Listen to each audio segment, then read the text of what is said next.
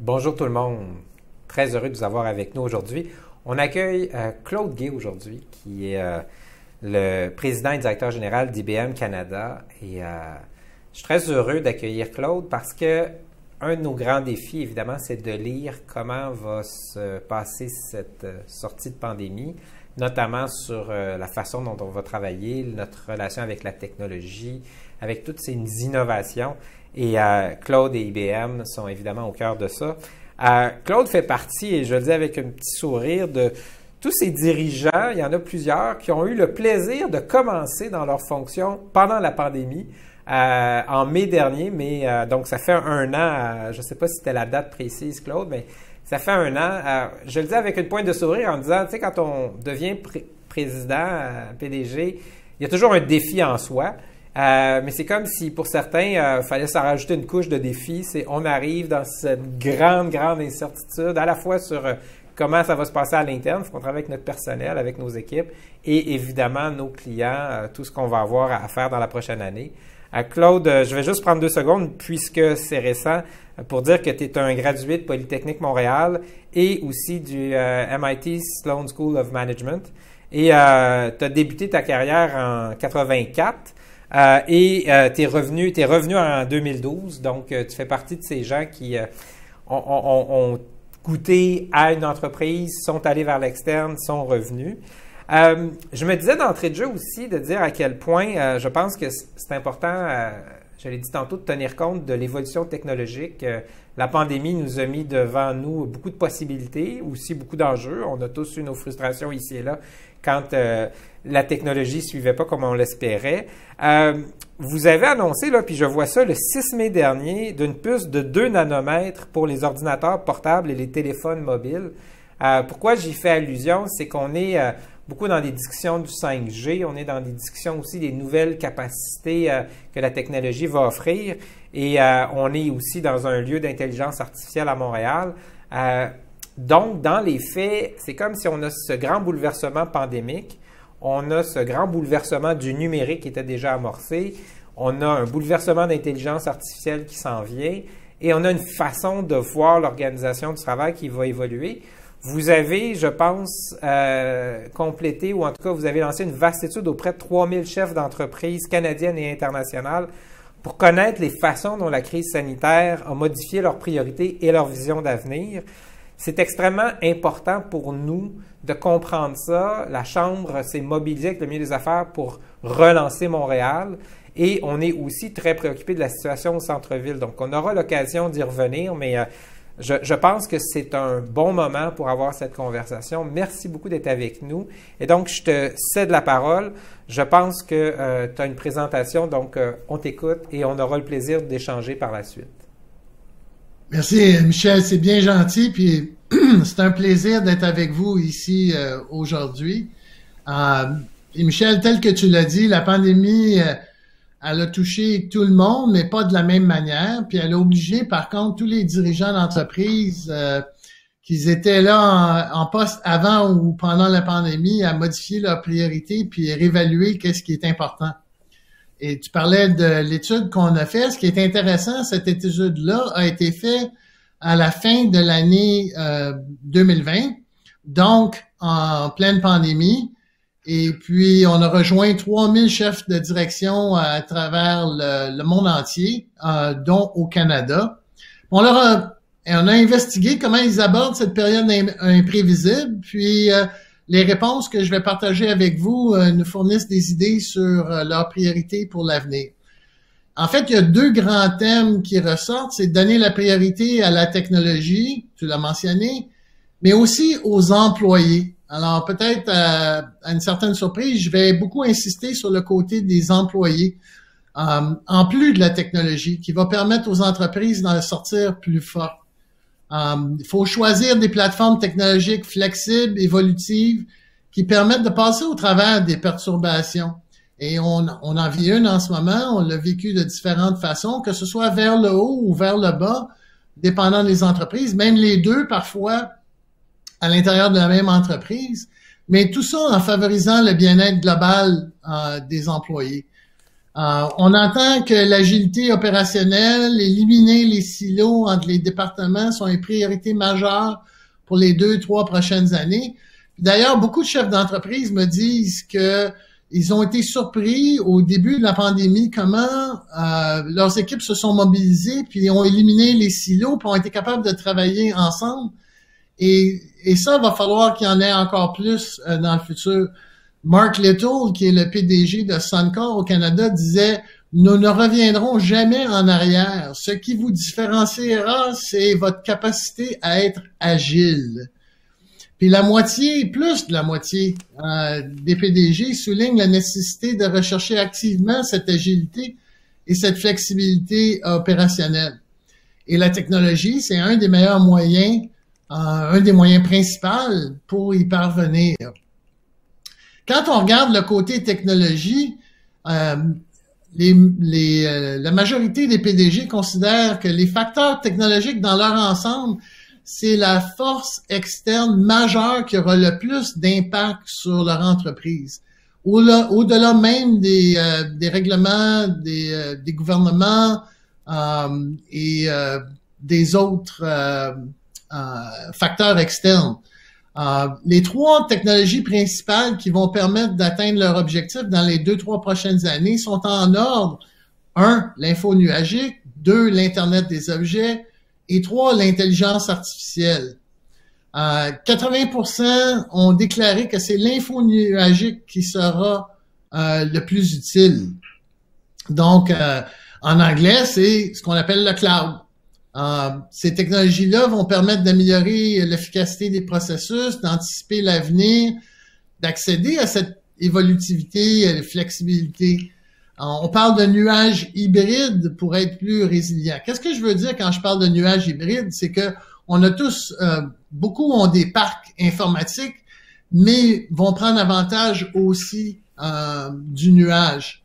Quand on parle de l'ensemble de ces technologies-là, une des citations que j'aime beaucoup utiliser est une de Calin Rovinescu, qui est l'ancien chef de la direction d'Air Canada, dit « Nous avons utilisé l'intelligence artificielle pour comprendre où la demande s'améliore. » Dans le passé, il faisait les prédictions basées sur ce qui s'était passé dans le passé.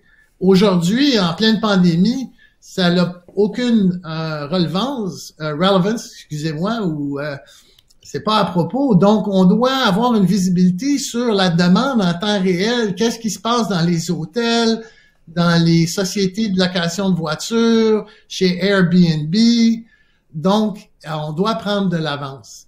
Puis l'innovation, ils ont montré aussi, si on reste avec le sujet de Calin et puis d'Air Canada, ils ont montré que l'innovation s'arrêtait pas en cas de crise. Est plutôt essentielle pour s'en sortir.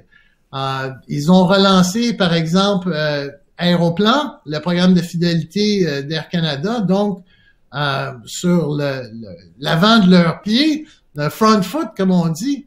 Ils ont accéléré leur transformation numérique puis leur innovation avec des nouveaux partenaires, nouvelles applications, nouvelles offres, nouvelles fonctions, et ça en pleine pandémie.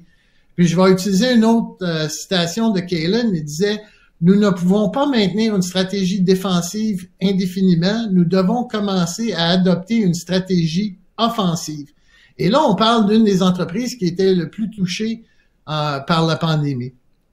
Force est de constater qu'en comptant la dernière année et la prochaine, on assiste à une transformation numérique à un rythme qu'on pensait qu'il allait prendre 5 à 10 ans. Puis ça comprend l'adoption de nouveaux modèles commerciaux. Des assistants virtuels qui utilisent l'intelligence artificielle, on en a vu de plus en plus au Canada. Une des plus grandes villes au Canada, la ville de Markham, répond à des centaines de milliers de ce qui aurait été des appels, mais avec un agent virtuel sur tout ce qui se passe en pandémie. L'Université de Toronto l'utilise pour aider le côté psychologique, la santé mentale des étudiants. Une qui est plus proche de chez nous, ProLater, qui est une des compagnies dont les volumes ont explosé, 70% plus de volume, ben ils se sont servis d'assistants virtuels qui traitaient dans le passé 3% des interactions ou des appels. Maintenant, c'est 50%. C'est 45 postes qu'ils n'ont pas eu à combler dans l'augmentation du volume. Donc, le nuage hybride puis l'intelligence artificielle combinée permettent de créer des expériences riches, personnalisées, sécurisées dans des domaines tels que les services bancaires. On a vu la banque CIBC annoncer son agent virtuel qui ne fait pas juste répondre à des questions, mais qui propose des transactions et qui effectue des transactions. Donc, quand je parle du nuage hybride, ça se passe dans le nuage, mais ça interagit avec les systèmes en back-office ou les mainframes de la CIBC qui ont les systèmes core bancaires. Et tout ça, ça nous amène aussi à considérer la cybersécurité. Parce que les dirigeants canadiens, autant que les dirigeants à l'international, disent que la cybersécurité ou le cyber-risque est le troisième facteur le plus important qui les préoccupe. Et puis, donc, ils accordent cette importance-là. Puis, je suis content parce que la moyenne mondiale est de 37%, puis la moyenne canadienne est de 48%. Et une des choses que je veux que tout le monde soit conscient, c'est que une sur 5, donc 20% des pertes de données sont dues à des mauvaises configurations de l'info nuagique ou du cloud. Alors, c'est fantastique, on peut prendre avantage du cloud, mais avec ça vient aussi des conséquences ou des défis associés à ça. Et les mauvaises personnes out there dans la cyberespace sont très conscients de ça. En 2020, les personnes malveillantes ont orienté leurs attaques vers les entreprises, même dans le cadre de la réponse mondiale de COVID, des chaînes d'approvisionnement qui étaient associées à COVID. Aussi savoir que on dit souvent le Canada représente à peu près 10% des États-Unis en termes de personnes, de pouvoir économique, tout ça, mais on a un peu plus encore d'attaques au Canada. 13% des attaques en Amérique sont au Canada. 13% dans l'Amérique du Nord sont au Canada. Et la rançon JCL, donc le ransomware, c'est le premier type de menace qui représente 57% des attaques. À l'échelle mondiale, c'est presque une attaque sur 4 qui venait de rançongiciel. Chaque organisation au Canada doit être préparée à une brèche de sécurité potentielle. Et puis veuillez m'excuser, je vais faire un message publicitaire ici. On a un service, on a 10 000 personnes à travers le monde chez IBM qui travaillent en cybersécurité. On a un service de réponse aux incidents et de renseignement qui s'appelle IRIS, I-R-I-S. C'est un peu une assurance de sécurité. Ça coûte moins qu'une personne et puis je vous encourage à avoir ça avec IBM ou avec un de nos compétiteurs. Mais c'est le genre de choses que toute organisation, que ce soit une municipalité ou une grosse multinationale, devrait avoir. Et en passant, un de nos produits de sécurité les plus importants au monde, un leader mondial de réponse aux incidents est développé ici au Canada, au Nouveau-Brunswick, très proche de la frontière avec le Québec. Donc, on a vraiment des ressources de qualité au pays.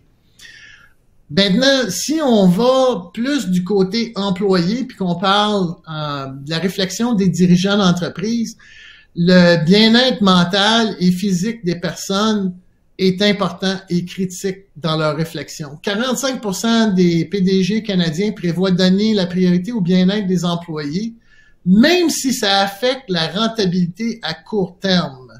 C'est important, ça. Et je vais faire ici un contraste avec les entreprises les plus performantes à travers le monde. Donc, dans l'échantillonnage des 3000, on a regardé celles qui étaient les plus performantes avant la pandémie et pendant la pandémie.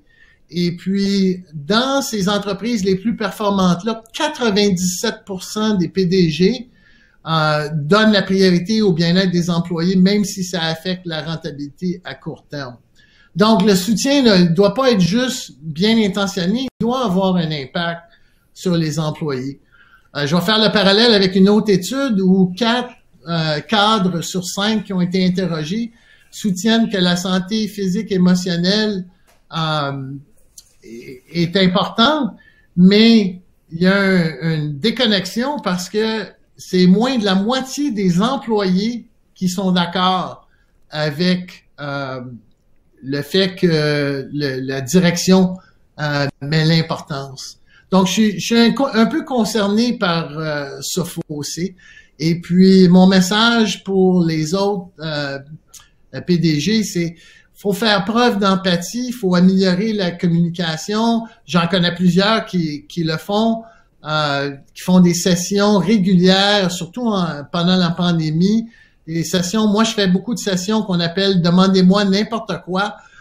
C'est une zone libre où il y a pas, où on invite les gens à être transparents et puis même soumettre les questions difficiles. En plus de ça, on a mis en place un cours sur la santé mentale qui est obligatoire pour tous nos gestionnaires à travers le pays. Maintenant, si on va du côté équilibre travail et vie privée, 45% disent l'équilibre entre la vie professionnelle et vie privée et la flexibilité sont un facteur organisationnel les plus importants pour motiver les employés. Puis les dirigeants qui vont pas mettre l'accent sur ce facteur, il y aura probablement des répercussions. Parce qu'une autre étude nous dit que 51% des employés ont déclaré que l'équilibre entre vie professionnelle et vie privée, puis des modalités de travail flexibles, constituait l'offre la plus importante fournie par l'employeur. Plus important même que la compensation qui était le prochain sujet. Et une des choses qui me préoccupe et qui devrait préoccuper aussi tous les chefs d'entreprise ou gestionnaires, c'est que une personne sur 4 envisage de quitter son employeur actuel, invoquant le besoin d'une plus grande flexibilité, d'un meilleur soutien de bien-être et d'avantages sociaux. Et même ça nous a incité à encourager. On a annoncé une série d'engagements envers le travail à domicile en raison de la COVID-19. Donc ça, il y a presque un an, pas longtemps après mon arrivée en poste. Mais cette année, pendant la semaine de la santé mentale, on a même lancé une autre série d'engagements de la compagnie pour l'équilibre entre la vie professionnelle et la vie privée. Alors, je pense que ce type d'activité ou d'initiative permet de garantir l'engagement et la productivité des employés. Le bien-être global des employés signifie également qu'ils doivent se sentir accueillis, soutenus, respectés. Maintenant, il y a la diversité et l'inclusion qui est un sujet important pour les employés, puis qui devrait l'être aussi pour les gestionnaires. Mais ils s'attendent à des actions réelles et significatives. C'est essentiel ici. La pandémie a eu un impact sur les priorités, puis a obligé les organisations à réévaluer ce qui est important. Donc, ajoutez-y le mouvement pour la justice sociale. Et puis, 51% des chefs canadiens d'entreprises reconnaissent que des pratiques et un comportement inclusif sont essentiels pour un leadership fort. Et puis, c'est en ligne avec l'étude mondiale où c'était 49%. Alors, on finit par un appel à l'action, une occasion pour tous de revoir nos priorités. Nos organisations peuvent pas rester inchangées et durer ainsi. Elles doivent se remodeler pour l'avenir, faire face aux perturbations pour réussir. Puis je l'ai dit, ce soit des perturbations vers le haut, vers le bas ou dans différentes directions.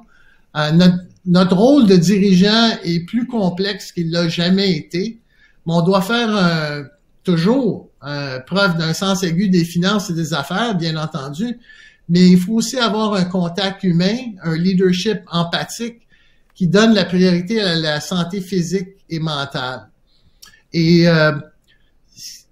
on pense que les priorités, puis ce qui est essentiel pour la réussite, c'est l'investissement dans le bien-être des employés et des plateformes technologiques aussi. Donc, un peu le côté gauche et le côté droit du cerveau. Mais les plateformes technologiques flexibles, comme j'en ai parlé au début, nuages hybrides ouverts ou l'intelligence artificielle, vont permettre cette agilité organisationnelle, vont permettre d'avoir des processus encore plus intelligents en entreprise. J'ai la certitude que les dirigeants peuvent s'épanouir dans cette nouvelle réalité. On dispose de la technologie, mais on doit écouter quand nos employés nous disent ce qui compte. Alors, nous savons donc ce qu'on doit faire pour en sortir plus fort. Allons-y. C'est à nous de passer à l'action. Merci. Alors, Michel. Merci beaucoup, Claude. Écoute, deux, trois choses. D'abord, on aura l'occasion de parler d'IBM dans quelques temps, mais j'aimais beaucoup ta présentation. Je trouve que ça met le doigt sur beaucoup des enjeux. Puis moi-même, comme PDG, là, je me sentais interpellé. Première question, tu parles de l'importance de considérer l'employé, l'importance de considérer son bien-être. Et ça passe par plusieurs décisions qu'on doit prendre comme dirigeant. Et tu disais même, il est possible qu'à court terme, ça se traduise peut-être par des dépenses additionnelles qui pourraient même affecter la rentabilité de l'organisation à court terme, mais c'est comme un investissement à long terme où d'abord nos employés vont être très, très performants, puis éventuellement on va être un lieu d'attraction. Penses-tu que les actionnaires sont prêts à dire moi je reconnais la valeur de l'investissement à long terme, mais à court terme, je suis prêt à accepter une baisse de rendement parce que c'est un investissement? Autrement dit, le PDG et sa haute direction peuvent avoir une vision de long terme. L'actionnaire est-il prêt à être patient puis à reconnaître cette valeur-là? Je pense que la bonne nouvelle, Michel, c'est que la pandémie a donné un peu cette permission-là. Beaucoup d'entreprises ont souffert financièrement. Ça nous a affectés d'une façon ou d'une autre dans différents domaines. Et puis, ça l'a permis de rebalancer des choses, des dépenses, des investissements. Et puis, je te dirais aussi que tout le monde est conscient que les compétences puis l'accès au capital humain est, je te dirais, le défi le plus important que la grande majorité des entreprises font face en ce moment. Alors, je dois imaginer que les conseils d'administration qui représentent les actionnaires sont très conscients de ce sujet-là. Merci. Toujours sur cet enjeu-là, donc je dirais, la responsabilité de la direction là, pour tenir compte là, du bien-être des employés, on entend beaucoup dire que la pandémie a révélé que le travail à distance, le télétravail, brisait les limites de la journée de travail et que pour énormément de gens, ça s'est traduit par une charge de travail plus lourde, plus lourde et une impression que à tout moment, incluant les fins de semaine, incluant le soir, je peux être appelé à travailler, soit parce que j'ai des livrables qu'on ne peut plus attendre, ou soit parce que j'ai carrément des réunions. Et là, tu disais tout à l'heure, les changements technologiques externes sont des variables très, très importantes. Le cloud, l'intelligence artificielle et tout ce qui va être lié à le big data et les possibilités de produire des rapports en temps réel sur la demande, la consommation, les processus, le 5G. Bref, ma question, c'est est-ce qu'on n'est pas dans une espèce de situation paradoxale où en se dotant d'outils qui devraient simplifier notre vie et nous rendre plus productifs, on finit simplement par s'ajouter une pression de travail énorme à nous-mêmes et à nos employés? Non, c'est une super question, puis c'est pour ça que je l'ai mentionné, Michel.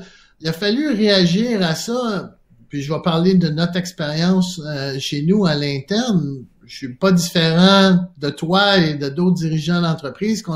On semble d'avoir des journées interminables avec des vidéoconférences qui se suivent et n'en finissent plus. Et puis, on a travaillé avec nos employés pour justement établir et donner la permission de mettre des limites à ça.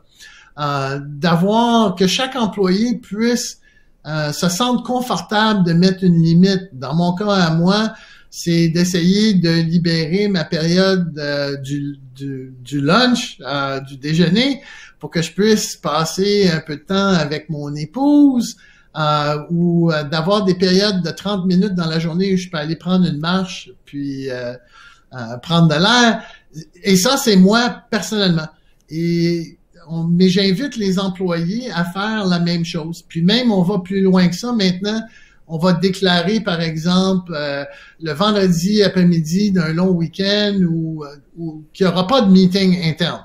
fini les meetings internes à ce moment-là, et puis pour s'assurer que les gens puissent commencer à décompresser, puis profiter de leur long week-end. Alors, c'est des petits trucs comme ça, mais c'est aussi de donner la permission à tous les employés d'établir ces limites-là, puis qu'on soit conscient, qu'on donne l'exemple comme dirigeant d'entreprise, qu'on prenne nos vacances, qu'on délègue, et puis ça l'a mis ça en évidence, Michel. Je suis d'accord avec toi. Mais la beauté de ça aussi, c'est que quand on est de retour au travail, on peut être encore plus productif en utilisant les nouvelles technologies. Je me demande s'il n'y a pas aussi peut-être une variable à rajouter dans la mise en marché des innovations qui devrait être le temps libéré pour les employés. Autrement dit, quand on se fait proposer des choses, c'est comme si tout le temps l'argument, c'est ça va augmenter la productivité, donc ce que peut faire un employé durant les heures où il travaille. Peut-être qu'on devrait se dire, OK, ça va vous permettre de libérer 10 minutes de temps par jour de plus à vos employés pour qu'ils fassent ce qu'ils veulent. Donc, autrement dit, on changerait l'argumentaire qui n'est pas une recherche constante de production accrue, mais qui est une recherche de très grande productivité qui libère du temps. Donc, une petite suggestion sur les techniques de mise en marché. Je voudrais revenir sur ce que tu as abordé, qui je pense qui présentement est dans l'air du temps pour tout le monde, tu l'as bien souligné, c'est la cybersécurité. Et on l'a vu là, il y a quelques jours, des données liées aux parents qui veulent envoyer leur enfant au service de garde. Y a-t-il quelque chose de plus anodin dans la vie qu'une décision parentale de s'inscrire pour pouvoir avoir une place en garderie pour son enfant? On a vu les cas des institutions financières, on le voit dans bien des domaines. Je vais te poser une question sur la responsabilité. Et tu l'évoquais un petit peu. Souvent, on met le doigt sur l'entreprise, là, comme si l'entreprise était fautive parce qu'il y a eu une brèche. Je ne suis pas sûr que toutes les entreprises peuvent prétendre avoir l'expertise pour dire « moi, je peux garantir qu'il n'y aura pas de brèche ». Ensuite, on s'en va vers du cloud, donc il y a des hébergeurs, si on veut. On peut s'imaginer que ces hébergeurs-là, le jour où il y a une brèche, ça va être grave. Et il y a finalement toutes les applications et tous les services d'accompagnement, IBM en faisant partie. C'est qui est responsable? Si je suis une PME, là, c'est qui me garantit que s'il y a un problème, là, l'imputabilité va être au bon endroit? Comment tu vois cette responsabilité-là? Je pense, Michel, que ce soit une PME, une organisation publique, une grosse compagnie publique multinationale, chaque dirigeant d'entreprise, chaque employé fait partie de la recette. Bon, tu parles d'accountability ou de responsabilité. C'est sûr que les dirigeants d'entreprise doivent prendre la responsabilité. Alors, la chose qui est sûre, c'est on peut jamais garantir, mais il faut tous se sentir concernés. Il faut tous s'attendre d'avoir une attaque, même une attaque qui pourrait réussir. Et donc, avoir un plan de match. Avoir un plan de match, que ce soit avec des partenaires, des gens comme nous ou d'autres entités. Tantôt, tu parlais de l'info nuagique. Juste que tu comprennes bien ce que j'ai dit tout à l'heure. Une brèche sur 4, c'est une mauvaise configuration de l'info nuagique. C'est pas la responsabilité du fournisseur du cloud. C'est la responsabilité de l'entreprise qui a décidé d'utiliser le cloud. Et c'est là que cette brèche-là est apparue. Donc, je peux t'assurer que les cloud providers, ils vont pas prendre la responsabilité pour cette brèche-là, puisque c'est une mauvaise configuration qui a été par l'utilisateur qui s'est servi du cloud. Donc, il faut être conscient de ça. Faut jamais penser qu'on peut se délaisser de la responsabilité, Michel. On doit tous être personnellement imputables. On doit tous avoir un plan de prévention et un plan de réaction. On a vu des entreprises qui avaient des plans de prévention, mais qui n'avaient pas de plan de réaction. Comment on traite avec ça lorsque ça se produit? Je l'ai mentionné, 45% des attaques sont des ransomware.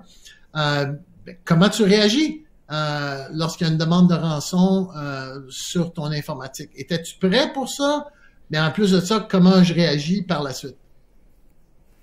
C'est très, je trouve que c'est très intéressant ce que tu dis. C'est comme si, à la fin, tu dis l'hébergeur, il est sécuritaire, c'est son métier.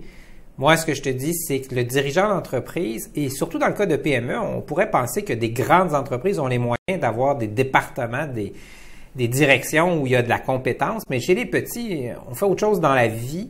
Et là, ce que tu dis, c'est j'ai des intermédiaires qui vont m'accompagner dans mes processus, mes applications, comment je vais utiliser le cloud. Et là, tu dis c'est là qu'est la plus grande vulnérabilité.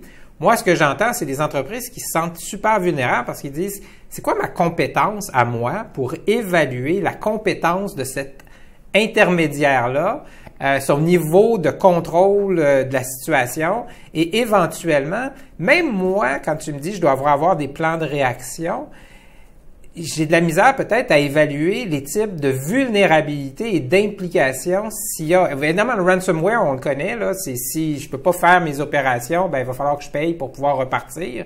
Mais il y a plein d'autres possibilités.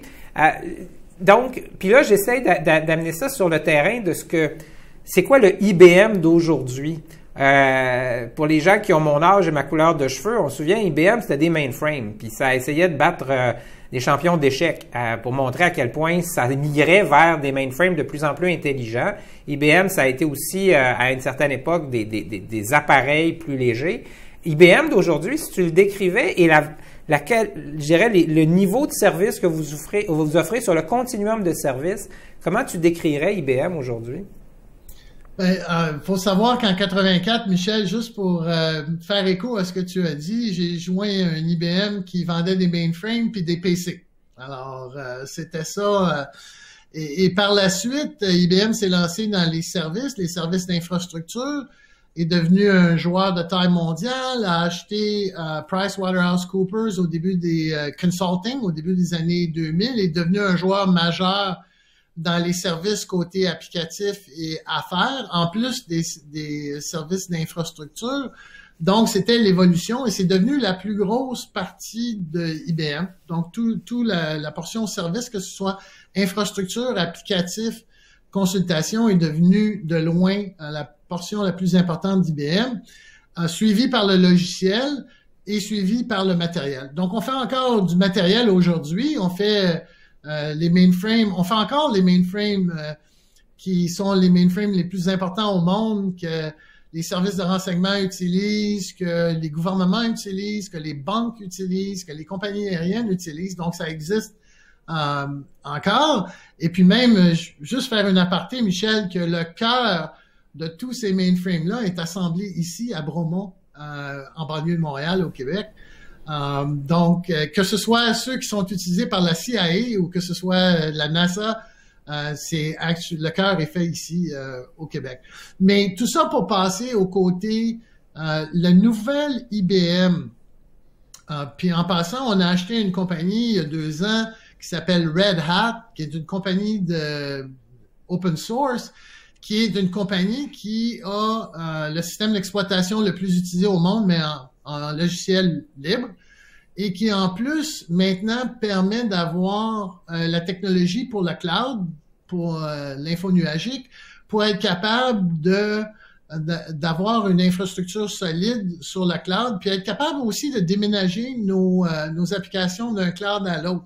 On a payé 34 milliards pour cette compagnie-là qui s'appelle Red Hat, parce qu'on pense que le futur de l'innovation est basé sur le logiciel libre, puis cette innovation-là qui va permettre de gérer multiples clouds, qui va permettre de transporter cette infrastructure-là qu'on avait dans nos mainframes sur site, mais dans le cloud. Alors ça, c'est le côté matériel logiciel. Rajoute la couche d'intelligence artificielle qu'on a parlé tout à l'heure, où on est rendu, on a fait des annonces hier absolument fantastiques, où on dit on va rendre disponible 14 millions d'échantillons de code en mode ouvert, 500 millions de lignes de code, puis on va participer avec le monde entier à comment lire et transférer ce code-là. Michel, t'es pas sans le savoir, on a conçu dans les années 80-90 du code COBOL qui roule encore dans nos institutions gouvernementales ou financières. Et les gens qui ont écrit ces lignes de code-là, c'est plusieurs équipes, ils sont partis. Comment est-ce qu'on fait pour moderniser tout cet environnement-là? Alors, IBM se positionne de comment on fait pour moderniser cet environnement-là, prendre avantage des nouvelles technologies. C'est quoi les services qu'on a besoin? On a parlé de la cybersécurité, de tous ces services, mais aussi les services, comment j'utilise ces nouvelles technologies-là? Comment je les mets en place? Alors, on devient une compagnie d'innovation dans ce qu'on appelle le hybrid cloud, l'intelligence artificielle, avec une grosse composante de services pour aider nos clients à travers le monde à s'adapter, à implanter, à évoluer avec ces technologies-là. Puis là, Michel, on parle même pas là, de la prochaine vague qui s'en vient, qui est le quantum computing. Fait que quand t'as parlé du 2 nanomètres tantôt du chip, en passant, j'espère bien, j'ose espérer, mais c'est pas défini aujourd'hui, IBM Bromont pourra participer dans la chaîne d'approvisionnement. Puis ils ont toujours innové dans ce domaine-là. Mais l'informatique quantique, en ce moment, puis en passant un chapeau au gouvernement du Québec qui investit avec nous dans l'Institut quantique à l'Université de Sherbrooke pour justement commencer à créer cet écosystème-là au Québec. Et ça me fait peur, Michel, est-ce que le Québec a une chance, parce qu'on est bien positionné, d'évoluer, puis Montréal, hein, on a été une plaque tournante dans l'intelligence artificielle. Est-ce qu'on va être une plaque tournante dans l'informatique quantique qui va permettre de faire d'encore plus grandes choses qu'on a fait avec l'intelligence artificielle? Alors, c'est les choses c'est la nouvelle IBM, c'est cette innovation technologique, autant matérielle que logicielle, mais comment on le met en pratique avec une composante de service absolument importante. Claude, j'avais des notes, puis je vais dire que je vais faire des devoirs additionnels avant que toi et moi, on ait un échange sur l'informatique quantique, juste parce que il va falloir que je sache de quoi je parle pour pouvoir en parler intelligemment, puis je suis pas rendu là tout à fait. Mais j'aime beaucoup ce que tu viens d'ouvrir comme porte. On est entre nous, là. La question que j'ai envie de te poser, c'est, tu as parlé du hub en intelligence artificielle qui se crée.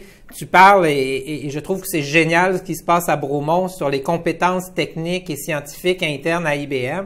J'ai envie de te poser la question, comment tu vois notre dynamique je dirais, de hub technologique à Montréal? On s'inquiète sur la présence de talents, on s'inquiète sur la rareté des talents. Il y a des enjeux de numératie, de numératie générale de la population.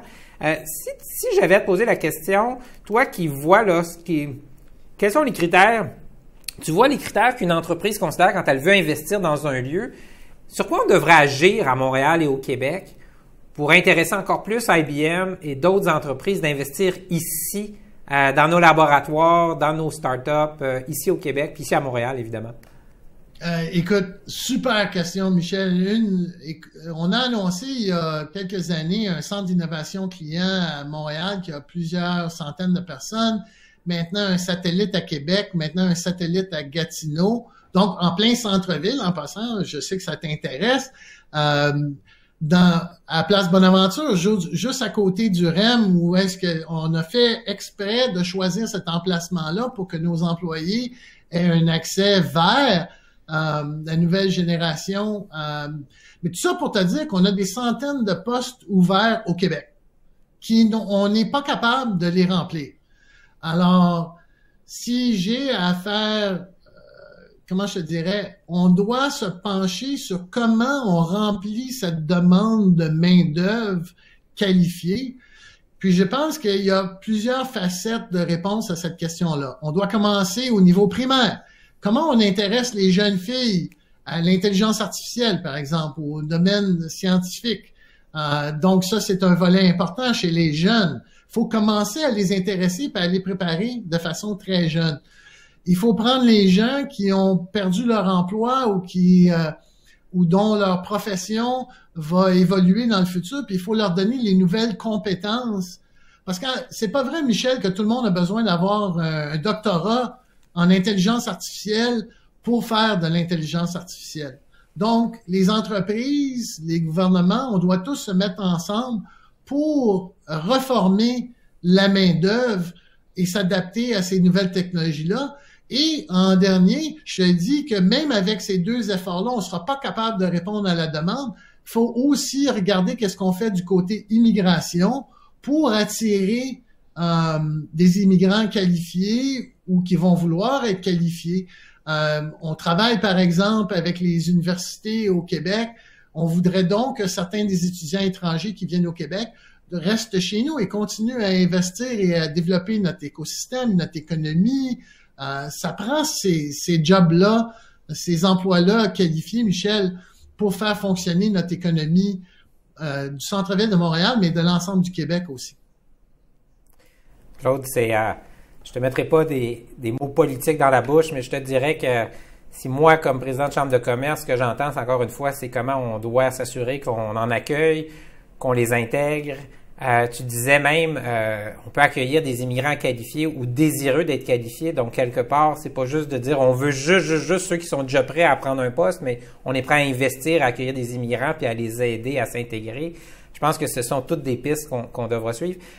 Claude, je vais terminer en te parlant de mon centre-ville, nos dynamiques de centre-ville. IBM, vous êtes au centre-ville. On va travailler dans les prochains mois pour essayer d'accélérer un retour, évidemment dans le respect des règles sanitaires, en tenant compte aussi du désir des employés d'avoir des solutions qui permettent du télétravail, donc des modes hybrides. Du point de vue d'IBM, comment tu abordes ça, ce retour éventuel dans les prochains mois? Comment tu vois ça évoluer? Bien, premièrement, Michel, on est très clair, comme à plusieurs employeurs, qu'on encourage fortement nos employés à être vaccinés. Donc, la vaccination, c'est important pour nous. On va suivre les règles sanitaires des gouvernements locaux, que ce soit au Québec, que ce soit à Montréal. On a un désir de retourner dans nos espaces de travail. Par contre, on prépare déjà nos gens que le travail va être différent. Les espaces de travail au centre-ville vont être plus des espaces créatifs, de réunion, de collaboration. On pense qu'il va peut-être y avoir 10 à 20% des gens qui n'auront pas besoin ou très rarement besoin d'aller au bureau, mais on pense quand même que la majorité de nos employés vont devoir aller au bureau quelques jours semaine, donc au centre-ville. Donc, il y a pas donc pour nous, c'est pas une question de réduire l'espace au centre-ville, c'est plus une question peut-être qu'on va reconfigurer certains de nos espaces. Puis on est chanceux parce qu'on avait fait notre siège social à Montréal pour le Québec avait été réaménagé il y a quelques années et puis ça a été fait de façon avec beaucoup d'espace créatif. Donc, on est jusqu'à un certain point déjà prêt pour le futur du travail qu'on entrevoit. Notre centre d'innovation dont je parlais tout à l'heure, ça va être un peu la même chose. Donc, je te dirais, Michel, qu'il y a un désir, puis on le sent chez nos employés, parce qu'il y a beaucoup de choses qu'on sait, particulièrement dans notre domaine de service, que la créativité, la productivité, l'interaction, c'est bien les vidéoconférences, mais ça a des limitations. Donc, c'est sûr pour nous qu'il va y avoir un retour au travail, mais ça va être différent. Donc, on s'attend, je parlais d'hybride nuage tantôt, le hybrid cloud, mais ça va être le hybrid workplace dans le futur. Merci, Claude. Écoute, c'est ce qu'on va suivre avec attention. La Chambre a lancé une initiative qui s'appelle « J'aime travailler au centre-ville ». Et notre objectif, c'est de faire en sorte qu'on documente et qu'on rende le plus visible possible toutes les initiatives qui vont être prises pour amener un environnement de travail agréable avec tout ce que ça comporte aussi à l'extérieur du bureau. Et le pari qu'on fait, c'est que dans un an, là, nos employés vont être heureux de dire « Moi, j'aime ça, travailler au centre-ville. J'aime la façon dont on a configuré les lieux. J'aime la façon dont on me permet d'avoir des modèles hybrides. » Donc, on va tous travailler ensemble et je pense que ça va dans le sens de ce que tu dis. Je vais aussi rendre hommage à ce que tu as dit. Moi, j'aime bien quand les employeurs disent clairement « Nous, on encourage tous nos employés à se faire vacciner. » Je pense que c'est un message très important et je veux rendre hommage aux employés de la Chambre. On a sondé à l'interne et c'est un sondage qui est anonyme et on a 100% de nos employés, nous, qui ont dit « Moi, j'ai l'intention d'aller me faire vacciner ». Ce qui me rend très fier et je pense que pour toutes les organisations, c'est ce qu'on espère. Claude, ça a été très intéressant et je vais conclure en disant que je lance une invitation à tout le monde et peut-être ça t'intéressera. Le vendredi 14 mai, donc dans quelques jours, on reçoit Mathieu Lacombe, qui est le ministre de la Famille du Québec, où on va parler de conciliation travail, famille, vie privée. On va aussi parler de tout le dispositif de services de garde au Québec et évidemment l'interaction avec la réalité du marché du travail. Et sûrement qu'on abordera avec lui la question donc de la brèche informatique qui a eu lieu il y a quelques jours. C'est un hasard du calendrier, mais en lien avec ce qu'on a dit aujourd'hui, je pense que c'est très d'actualité. Donc encore une fois, merci beaucoup Claude, ça a été très intéressant et on aura l'occasion de se reparler. Si ce n'est que d'informatique quantique, éventuellement, il faudra qu'on regarde les possibilités que ça ouvre. Merci. Ça me fait plaisir et merci beaucoup pour l'invitation, Michel.